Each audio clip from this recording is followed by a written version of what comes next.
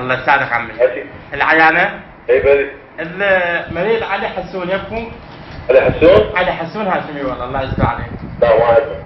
حتى خابر لنا عاش. ايه. قالوا شوفوا بالعيانة المركزة. انت مين تخابر؟ من برا من طويريج. نطوريج. الله يستر عليك. اي والله شوف لنا. ايش اسمه؟ علي حسون هاشم تعبان هو جنازة. لا. اي والله. ايوه حجي ويننا؟ وين القاب الله؟ والله ما ادري. هم هسه جو من اليمن، تعال حاكم هاشم.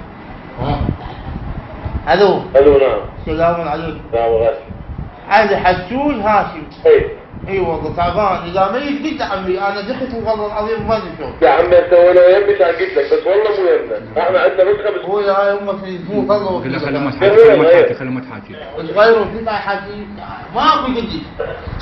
جديد وانا كذا يا الو الو مساء الخير يما. لا يمه. الو نعم حجي احكي. علاوة من وين خاله؟ حجي مو يمنا، ما عندنا ايش مريض، ما عندنا ايش اسم. وين وجايب عن عيني؟ ما ادري. ايش بيه شنو مضروب سياره؟ يما مضروب سيارة. ايه حجي مو يمنا بعد ما جابوا يمنا. يما ويجيبوه صار على خابركم. دهركم اليوم. احنا كنا علاقه. الو وين اخويا تنصحني اروح وين؟